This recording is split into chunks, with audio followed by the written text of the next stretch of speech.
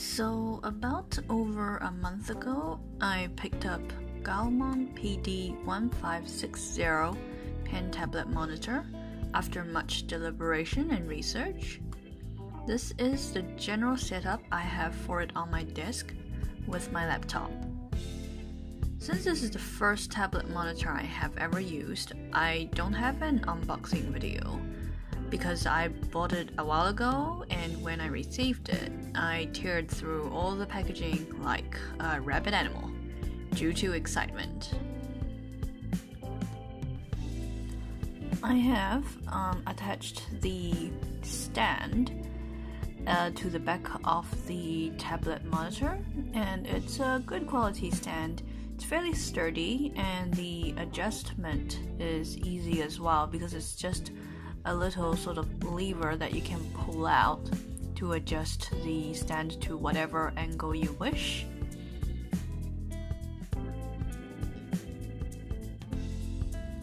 And here's just a video of me showing you the range of angle you can achieve with this. So it was at the very flat as it could get, and now it's standing just about full upright. The whole package came with a charging cord for the pen as well as a free glove.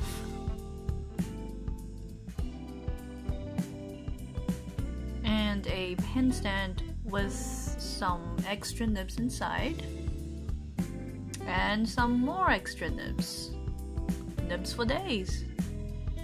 And here I'm just showing that they have diagram of how to use the pen stand to remove the nib as well.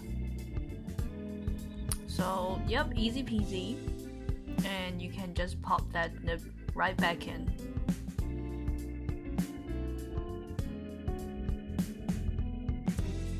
Here is another quick look at the buttons that are on the left-hand side of the monitor. These are just mainly used to turn the tablet monitor on and off, and also I think the rest of them are to do with adjustment of the screen, whether it's lighting or color. And here I am trying the pen out with paint tool Sai, the first one, and yeah, it's already working very well. As you can tell, the pen pressure is definitely sensitive, and I'm quite happy with the effects it's got.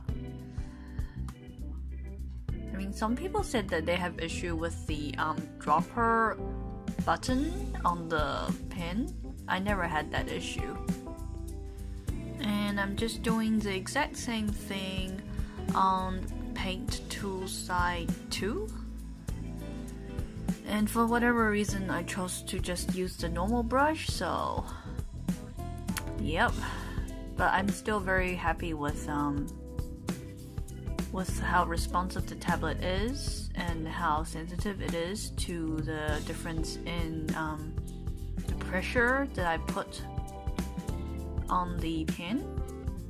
And there is a very minor delay in drawing out the line, but I think that is to be expected for most tablet monitors. And I was trying this on the Photoshop, and I noticed that actually this monitor, for whatever reason, does not want to work in Photoshop at all. And it works with literally everything else. Just when you're in Photoshop, it just stops responding for some reason. And I went onto their website and I realized they had a new driver out. So I had to uninstall and reinstall the driver. So, and that seems to have fixed the problem, as you can see. Let's hope I never have to do that again.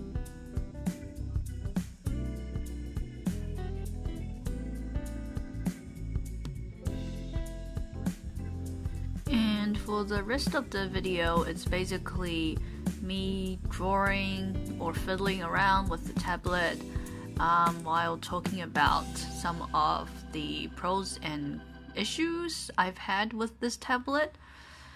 Well, first off, the obvious pros is the price. I mean, when it's on sale, it comes to about 480 New Zealand dollars. And so, honestly, I think this might be, for this size, probably the cheapest option for any tablet monitor out there. And it's easy to install. Setting up, assembling the stand was also no-brainer. And it works well. Easy to customize because the software that comes with it allows you to change the sensitivity of the pen by a little bit. Like, I actually can't tell much difference between just like the extreme ends of the settings at all. But you can customize the buttons on the side, the express keys, and yeah, usually I draw in Paint Tools Side 2, and that has been working out fairly well for me. The monitor pen, the stylus pen actually stays charged for a very long time. I actually didn't realize I had to charge it because I took it out of the box and I just straight out started using it without actually charging, and it was I think it was fine for me for a good while. And then I actually went online and I realized, that I actually was supposed to charge the pen. So I went and I found the charging cord and I actually charged it. But I've never had any issue with the pen running out of battery, and it might be because I'm not a drawing or professional artist, so I don't draw 24/7. That may have something to do with it, but it's just I've never really noticed any shortcomings in the fact that you have to charge the pen. And also, I have to say the gifts that they give you with the extra 2-finger glove and a lifetime worth of nibs, that was awesome. Okay, now I want to talk about some of the not so great bits of this lovely package. First off, the wires. The wires that needs to be connected to the laptop, because they only have the HDMI option, I think, for this tablet, which great because my laptop also has the HDMI port, so that was no issue. But the wires, the 3 of them, like you have the USB and the HDMI and also the power cord, they're all like sort of stuck together, and you can't sort of separate them. So it was a little bit of an awkward affair trying to fit everything together because my laptop, all the ports are on the left side and my power source is on the right hand side. So basically every time I draw I have some cords running across my lap, which I don't have a problem with, but some people might do. And the screen protector, which comes with the package as well, it's, what can I say, I stuck it on because, well, I'm happy with the fact that I stuck it on, because I don't think I want to draw directly onto the screen. But it was just such a hassle because it's not one of those where you can stick, the corners on. It was literally like a giant smartphone screen protector. Like it was sticky all the way through. So it was like one of those. So imagine trying to put on, like a a new smartphone screen protector, either or like an iPad one. But like make it maybe twice or 3 times as big. So it was really troublesome. It took me so long to get the screen protector on, and even then it was not perfect. I don't think I have really any air bubbles during the around the active area of the tablet, but man, like I have so much air bubbles, just which you can probably see in the video, just around the edges, and so the process wasn't that great, but I don't care. Like as long as the working area is all flat and nice, I'm cool with it. And I did have an issue in side 2, and I honestly don't know what triggered it, because I was basically stuck in selecting the selection tool. Like it doesn't matter, like if I pick like a brush, when I start painting on the canvas, it just turns into like a selection tool. So I was doing selection rather than actually brush painting, even though I clearly selected a paintbrush tool. And what did I do? I think I restarted the laptop.